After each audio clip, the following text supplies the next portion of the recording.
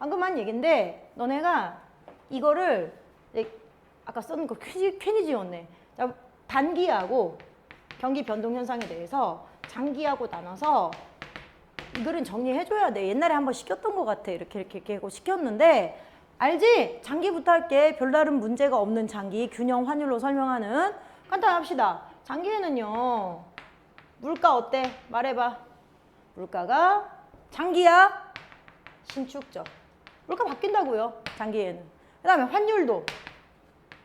환율은 원래 신축적이야. 자, 물가와 환율이 모두 다 신축적이다. 그래서 속도 차이가 안 나는 거야. 조정 속도 차이가 안 나는 거야.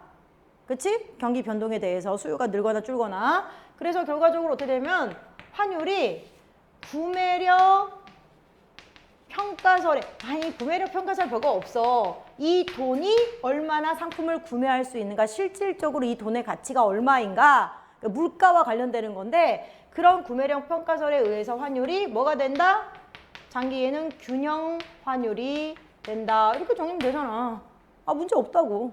근데 참고로 균형 환율은 통화량이 증가했을 때 장기적으로 물가도 증가하면서 환율도 상승하는 거 알죠? 그렇게 나오는 거 알죠? 뭐 이제 예문이 나오니까 이제 균형 환율인데 예를 들어서 통화량이 있는 대로 그대로 할게. 통화량이 시장에 증가해. 근데 장기에는 물가도 증가해. 그럼 어떻게 되냐면 무슨 말이 나오냐면은 여기 아까 말했던 실질 통화량 얘기가 나오는데 실질 통화량.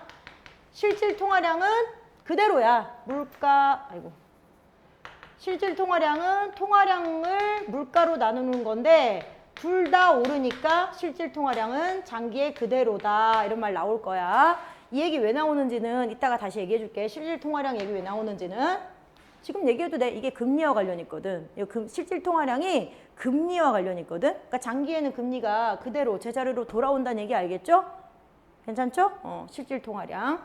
그래서 이제 자 통화량 올랐어. 그럼 이제 장기에는 물가도 올라. 근데 환율이 뭐냐면 야 이게 기억이 안 난다. 분모분의 분자인데 어디가 외국 물가였지? 이게 외국 물가지. 맞지 않아? 아니요. 우리나라 물가야 여기가? 이게 외국 너네 찾아서 환율을 구매력 평가설에 의한 환율 어떻게지? 외국 물가분의 우리나라 물가분의 외국 물가 아니냐? 외국이 아래야? 오 그래 거기까지 못 외웠어. 아무튼 그러니까 뭐를 뭐로 나눈다 이런 개념은 동그라미 쳐놔야 되거든. 바로 찾았으면 좋겠고 분모 분자 이 관계가 굉장히 시험에 내기가 편해요. 그래서 구매력 평가설에 의해 분석되는 환율은 어떻게 되냐면은 이게 외국 물가가 우리야? 밑에야? 외국 물가. 우리나라 물가. 이렇게 되는 건데 맞아.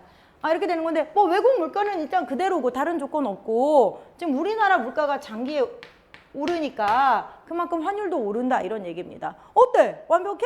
결국 개념 들어가는 거야. 뭐로 나눴다. 내 말은 아이고 장기의 환율이 통화량이 증가하면 장기의 환율이 오르지.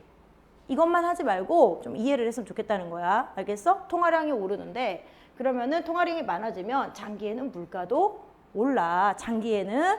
근데 환율이 뭐야? 구매력 평가서로 분석하는 환율은 우리나라 물가를 외국 물가로 나누는 거야. 근데 외국 물가는 이제 일단 그대로잖아. 어떤 조건 없잖아. 우리나라 물가가 커지면 당연히 환율이 오르겠지. 그래서 장기에 통화량이 증가했을 때야. 통화량이 증가했을 때 장기의 균형 환율은 구매력 평가설에 의해서 따란 오르는구나. 됐습니까? 이게 이제 우리나라 물가를 반영하는 거죠. 올랐다 이겁니다. 우리나라 물가. 됐지? 됐어? 됐어? 다 정리돼? 됐어? 안 써도 돼? 실질 통화량 얘기를 왜 썼는지가 중요해. 사실 실질 통화량. 다시 얘기합니다. 실질 통화량 얘기를 왜 썼는지가 중요해요. 여기서. 사실 실질 통화량은 어디서 중요하냐면 단기에 일어나는 환율의 오버슈팅을 설명할 때가 실질 통화량 얘기를 꼭 해줘야 돼요. 왜 단기에는 환율이 오버슈팅 되냐? 통화량이 증가했을 때 왜 환율이 원래 오르는 거에 플러스 더 오르냐? 이걸 설명해 주려면은 실질 통화량 개념을 안 넣고 설명하면 그건 꽝이에요. 그냥 그러니까요 하면 안 돼요. 왜 환율이 오버슈팅이 있지? 단기에? 그랬는데 그냥 단기에는 물가가 경직적이라서 까지만 해도 한 50점은 줄 수는 있다. 그래도 노력 점수는. 근데 그것만으로는 자기도 솔직히 설명 안 될걸요? 물가가 경직적인, 단기에 물가가 경직적인 게 환율이 많이 오르는 거랑 뭔 상관이야? 모르겠네. 그치? 그렇게 되면 안 된다는 얘기야. 알겠어? 그래서 제가 그때도 되게 정리를 좀 뭐 이렇게 블라블라 하면서 한 숫자까지 써가면서 한 6단계로 나눠서 얘기했을 거예요. 여러분 이제 좀 보이실 수 있어요. 이거 다 얘기했으니까. 이거 지워도 돼 이제? 지운다. 위에는 좀 지워야지. 자, 그러면 단기에는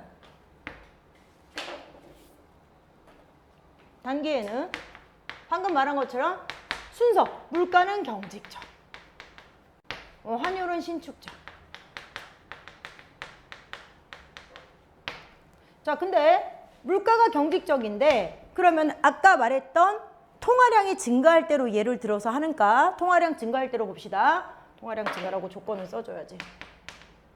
통화량, 시장의 통화량 증가. 너네 시장의 통화량 증가한다는 게 뭐 여러 가지 이유가 있겠지만 제일 대부분은 수요의 증가예요. 알겠죠? 사람들이 돈을 많이 쓰는 겁니다. 자, 통화량이 증가했을 때 물가가 경직적이면 뭐가 증가한다? 아까와 다르게, 장기와 다르게. 이게 너무 중요해서 봐봐. 그쵸? 이거 꼭 실질 통화량이 커진다, 증가한다. 이게 중요한 거예요. 알겠죠? 이게 중요합니다. 실질 통화량이 뭐였죠? 아까 여기다 써놨었는데 저기 통화량을 물가로 나눈 거야. 근데 통화량이 늘었는데 물가 그대로라잖아. 경직적이라잖아. 그럼 어떻게 됩니까? 실질 통화량이 증가한다. 그러고 나서 이제 거기 써 있을 거예요. 실질 통화량이 증가하면 시장 금리가 떨어진다. 왜요? 돈이 많아지면 돈의 가치가 하락하기 때문이죠. 알겠습니까? 그래서 진짜 돈이 좀 많이 남아도네 뭐 이런 느낌인 거죠. 알겠습니까? 그래서 금리가 떨어져요. 금리가 떨어지면은요 누가 불안해져요? 외국인, 외투라고 쓸 뻔했네. 외국인 투자자들 불안해지죠? 불안해지면 어떻게 됩니까? 더 안 써도 돼요? 돈 빼내죠? 외환이 국외로 나가죠? 국내 시장에서 국외로 투자한 돈 뺀다 이거야. 알겠지? 투자한 돈을 빼. 그럼 국내 시장에 또 뭐만 남아 상대적으로? 그렇지. 우리나라 통화만 남는 거지. 우리나라 화폐만 남아 시장에 그러니까 정확하게 외환이 국외로 유출되거나 아예 투자를 안 해. 이제 들어오는 게 없어. 그럼 국내 시장에 어떤 돈만 남아? 국내 화폐만 남아. 우리나라 돈만 남아. 그럼 어떻게 된다고? 우리나라 돈의 가치가 떨어져. 그러면 환율이 추가적으로 오버슈팅 이렇게 되는 건데 제가 다 쓰기가 너무 힘들어가지고 괜찮아요? 외환 국외로 유출 다음이 뭐라고? 그러면은 국내 우리나라 돈만 남고 우리나라 돈의 가치가 떨어지고 우리나라 돈의 가치가 떨어지면 환율이 오버슈팅한다. 추가적 상승이라고 합시다. 됐어요? 추가적 상승. 사실은 어디부터가 제일 문제인 거예요? 물가가 경직적인 것부터 문제긴 한데 정확하게는 실질 통화량이 증가하는 거죠. 물가 경직적이라서. 실질 통화량이 증가하니까 금리가 올라서 돈이 다 빠져나가는 거야. 외국인 투자자들 돈 빠져나가는 거야. 그래서 오버슈팅 되는 거야. 끝난 거 아니야 이제? 그러면은? 그치? 내가 왜 계속 실질 통화량 강조하는지 알았지? 자, 그럼 이제 정책 얘기만 나오는 거. 이거 어떻게 이 오버슈팅으로 인한 문제점을 좀 완화시킬까? 아까 했던 얘기 다시 하는 거야. 뭐 방법이 있나요? 일단 봐봐. 물가 경직성을 완화시키려고. 알겠지? 물가 경직성. 어떻게? 여기 보시면은 뭐 이런 거 있어요. 어디 갔어? 물가 경직성 완화시키기 위한 정책 중. 어디 갔어? 불필요한 가격 규제 축소. 보이죠? 불필요한 가격 규제 축소. 그 다음에 관련 정보를 신속하고 정확하게 공개한다는 게 아까 그거야. 야, 너네 너무 불안해하지 마. 지금 이런 상황이라서 그런 거야. 우리가 돈을 많이 써서 그래. 호황이라서. 곧 금리 내려갈 거야. 뭐 미친. 금리 올라갈 거야. 이렇게 아파. 금리 올라갈 거야. 뭐 이렇게도 하고. 그 다음에 가격이 급등한, 말했잖아. 이제 환율이 오르면 가격이 급등한 수입 상품이 생기는 건데 걔네 회사 망하면 안 되니까 야, 너네 세금 조금만 내. 너네 불쌍한 것들 환율 올라가지고 힘들지? 수입품 의존하는 회사들 너네 좀 세금 조금만 내. 이렇게 되는 거죠. 그 다음에 여기 수출입 기업에 환율 변동 보험도 제공해요. 손해보면 좀 국가에서 알아서 좀 보험해줄게. 보장해줄게. 그 다음에 외화를 차입할 때, 외화 이제 투자 받는다 이거, 들어온다 이거야. 외화를 빌릴 때, 우리 대한민국 정부에서 지급 보증합니다. 마음껏 빌려주세요. 이렇게 좀 안정성을, 그치? 채권이라든지 이런 거에 안정성을 높여주는 거죠. 그렇게 해서 막 이렇게 투자를 받으려고 하는 거야. 외환에서. 그러니까 외국인 투자를. 이러한 정책 수단은 직접성이 높죠. 왜냐면 정부가 직접 하는 거니까. 잠깐 여기 좀 보실까요? 이와 같이 세모는 일단은 거의 본능적으로 이와 같이 세모 치거든. 약간 정리해주는 내용이거든. 그래서 이런 게 선제에 한 번쯤은 나와. 이와 같이 기초 경제 여건을 반영한 환율의 추세는 용인하되 끊어 환율의 추세를 용인한다. 환율의 추세를 용인한다는 게 무슨 말이지? 환율의 추세를 받아들인다 이런 얘기입니다. 사전적 사후적인 미세 조정 정책 수단으로 이런 안정을 도모하는 정책을 수행한다 이런 얘기입니다. 너무 오버슈팅이 있으면 위험해지니까 정부가 알아서 정책적으로 이렇게 저렇게 해준다는 얘기다. 뭐 이렇게만 이해하시면 돼요. 잠깐만요. 146번이 보통 그렇게 막 오답률이 높진 않아. 왜냐면은 얘는 사실 소거법으로 풀면 돼. 소거법으로 5개 중에 미세 조정 정책이라고 해서 4개는 나와 있어. 똑같이 나와 있고 그렇게 지우다 보면은 3번이 답인 거는 나올 텐데 근데 환율의 추세를 바꾼다는 아까 왜 환율의 추세는 용인한다 있었지. 좀 반대말이긴 해. 그치? 환율의 추세를 받아들인다와 환율의 추세를 바꾼다는 좀 다른 얘기야. 완전 다른 얘기지? 그러니까 이건 못한다는 거야. 바꾸진 못한다는 거야. 받아들여야 돼, 환율 추세는. 알겠어? 나와 있거든. 환율의 추세는 용인하되 다른 여러 가지 정책을 통해서 이런 거겠지? 이런 정책을 통해서 좀 보완한다. 충격을 완화한다. 이런 얘기 아니겠어요? 그쵸? 가격 경직성을 완화한다든지. 근데 추세를 바꿀 수는 없어. 나보고 선생님 왜 추세 못 바꾸냐 그러면 안 돼. 그래 추세는 못 바꾸고 받아들인다고 나와 있어서 그러는 거야. 오케이? 자 그럼 아까 했던 문제 중에 143번에 이제 1번, 2번 선지가 확실하게 알겠는지를 좀 봅시다. 이거 이제 어떤 건지 알겠죠?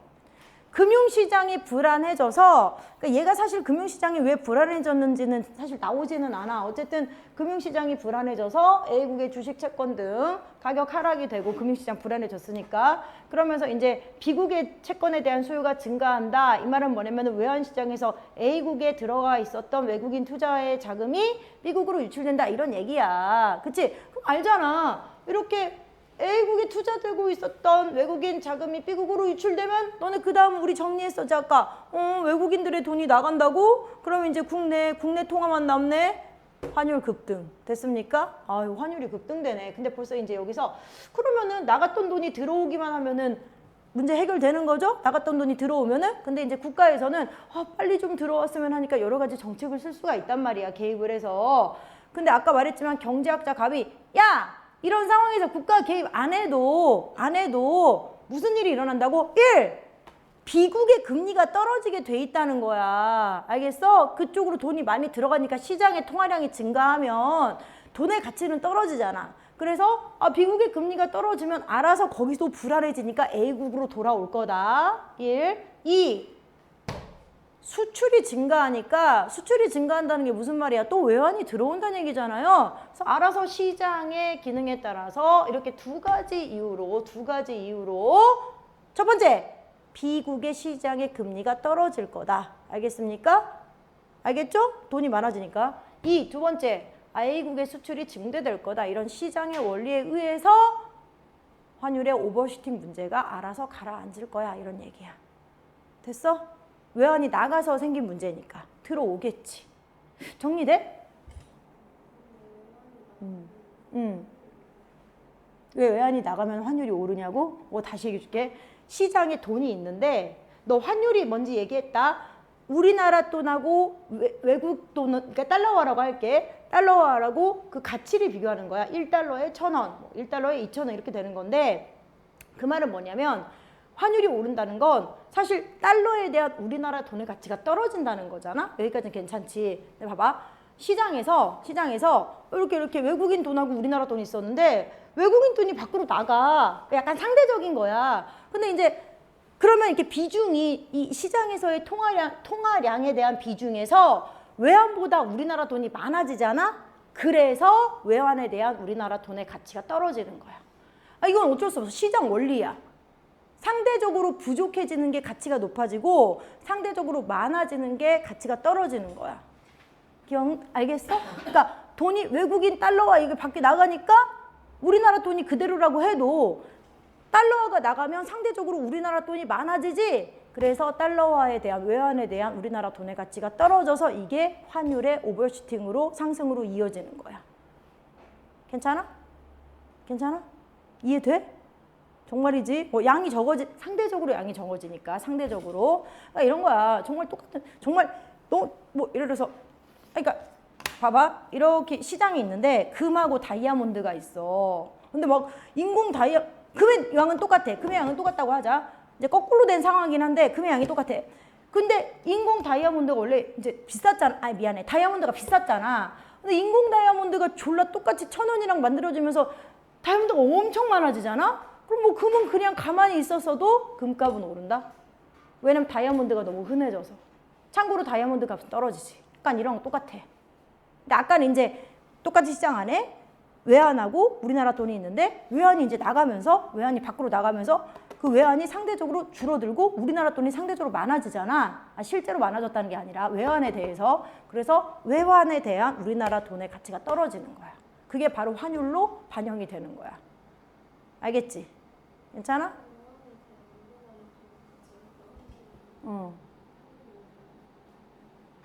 그거? 진짜. 잠깐. 얘들아, 내가 아까 설명을 좀 잘못했나? 잠깐 봐봐. 환율의 개념이야, 그게. 그러니까 뭐냐면은 1달러에 외환이 1달러라고 하는 건 알지? 달러로 한 거야, 그냥 기축통화라서. 1달러에 1,000원. 그래서 이제 환율이 오르면 이런 거거든? 2달러에 2,000원. 근데 이게 무슨 말이냐면은 환율이 오른다는 게 똑같은 말인데 달러에 대한 우리나라 돈의 가치가 떨어졌다는 거야. 그럼 거꾸로 그냥 우리나라 돈의 가치, 외환에 대한 우리나라 돈의 가치가 떨어지면 그거는 환율이 오르는 결과가 되겠지. 환율에 반영이 되면. 우리나라 돈의 가치가 떨어졌으니까 쉽게 말하면 우리나라 돈의 가치가 외환에 대해서 떨어졌어. 그럼 바꿔줄 때 기존보다 더 많이 바꿔줘야 되니까 그거랑 똑같아. 괜찮아? 알겠어? 기존에 하나만 주면 됐는데 이제 떨어졌으니까 2개 줘야 된다. 약간 이런 거야. 같은 개념이야. 같은 개념. 알겠지? 환율이 오른다. 우리나라 돈의 가치가 떨어졌다. 우리나라 돈의 가치가 떨어지면 환율은 오르게 돼 있다. 오케이? 외환에 대해서 둘이 약간 거의 동급이다. 됐어? 괜찮아? 너네 다 이해해야 돼. 이거 되게 중요해. 이건 뭐야? 이건 이 이상한 몸짓은 뭐야? 중요하다는 얘기입니다. 그만큼 완벽하게 이해하셨으면 좋겠어요. 제가 이렇게까지 오래 설명하고 신경 쓰는 거는 솔직히 말하면은 강사만큼 이해해야 된다 이런 얘기거든요. 그러니까 강사만큼 이해해야 된다는 게 뭡니까? 이게 막 힘들어서 말이 씹히네. 강사만큼 이해해야 된다는 말이 뭡니까? 다 설명할 수 있어야 된다는 얘기예요. 여기서 아까 근데 저기 서윤이가 질문한 것처럼 정말 다 이렇게 왜 외환이 밖으로 나가면 환율이 오르지? 그걸 설명할 수 없으면 나한테 물어봐야 돼.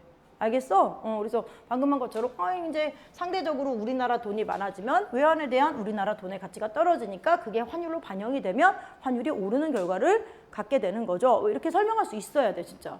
이 보기도 이제 다 설명할 수 있어야 돼.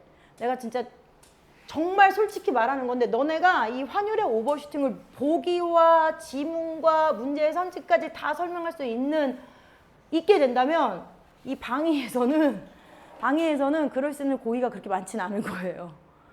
그리고 이거를 그렇게 설명하게 되는 것만으로 굉장히 많은 문장의 이런 어떤 구조라든지 경제학의 어떤 배경 지식이라든지 이런 걸 알게 되니까 되게 좋아요. 문제도 되게 좋고 되게 어렵고. 괜찮아? 얘들아, 왜 1번인지 알겠어? 답이? 이렇게 양심에 손을 얹고 얘기해. 그냥 알 것 같아요. 그럼 안 돼. 진짜 정확하게 해야 돼. 지우 괜찮아? 그래? 그럼 설명해. 1번 어디가 왜 틀려? 난 모르겠다.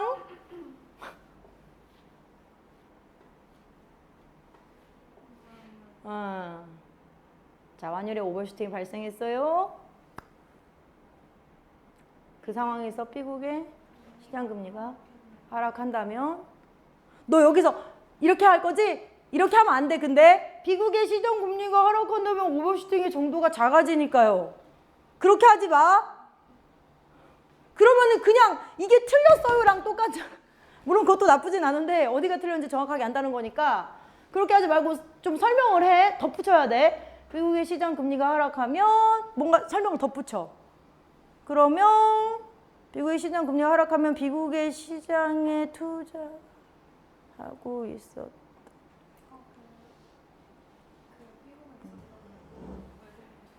네, 외국인 투자자들이 돈을 뺄 테니까요. 자, 그리고 보기에서 주어진 상황에서는 이 비국의 시장에서 빠져나오는 그러니까 외국인 투자자의 돈은 어디로 간다고요?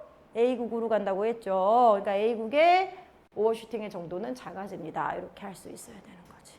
자, 괜찮아? 너네 모두 괜찮아? 너도 괜찮고 너도 괜찮고 너도 괜찮고 다 괜찮은 거 맞아? 오케이. 표정은 왜 안 괜찮은 거 같지? 괜찮은 거 맞지? 저쪽 돈 빠져 나온다고요. 이쪽 시장 금리 떨어지면. 너무 좋은 질문인데. 2번은 그래서 괜찮아? 오버슈팅 발생하였다면 이거는 불안 심리에 의해 촉발된 것으로 볼 수 있다. 여기 나와 있잖아. 불안해지니까 돈을 빼버리는 거야. 돈을 빼면 그렇지 환율이 오른다. 네가 아까 물어본 거. 괜찮아? 괜찮아? 불안하면 돈을 뺀다. 이건 이해되는 거지? 됐어.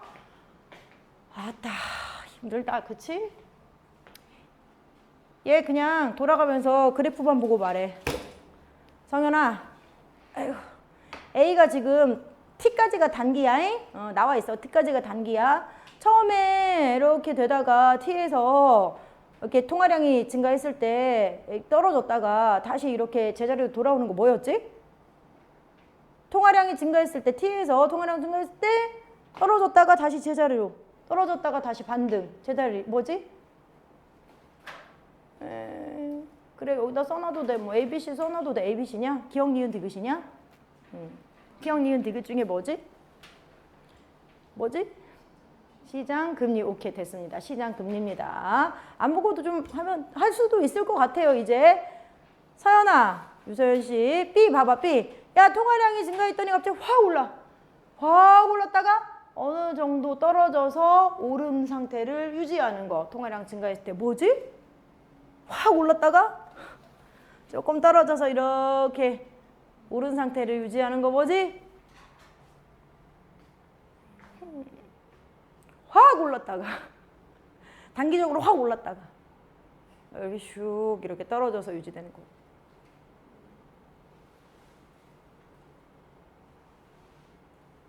내가 설명을 잘 못했나 봐. 뭐지? 다 같이 뭐요? 뭐요? 다 같이 방금 확 올랐다가가 힌트인데 환율이요? 뭐요? 방금 뭐라고 했어? 아니 그거 아니고 나 설명을 잘 못했나 봐. T가 T 지점에서 통화량이 올랐을 때야. 아니 잠깐만 얘들아, 너네 되게 지금 이 문제 풀어온 거 아니야? 기억, 니은, 디귿 중에 골라서 대답하면 돼.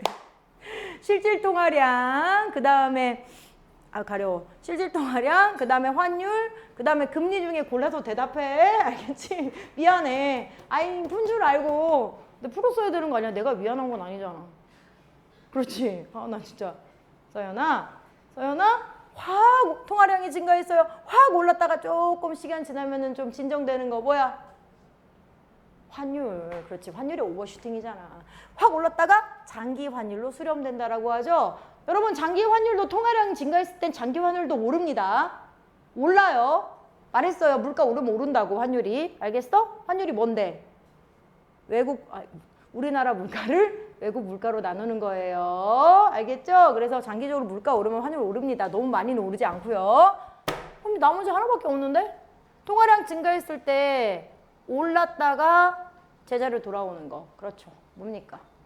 많아졌다가 제자리로 돌아오는 거. 단기에 많아졌다가 장기에 돌아오는 거? 실질 통화량이요. 이거 실질 통화량이에요. 여러분 보시면 알겠지만 실질 통화량과 금리는 반대로 움직이는 거 아시죠? 얘가 오른 것만큼 금리 떨어지고 얘가 제자리에 오면 금리도 제자리 간다. 왜? 실질 통화량이 돈의 가치랑 직결되기 때문입니다. 그쵸? 금리랑 얘가 올라간 만큼 떨어졌잖아요. 됐죠?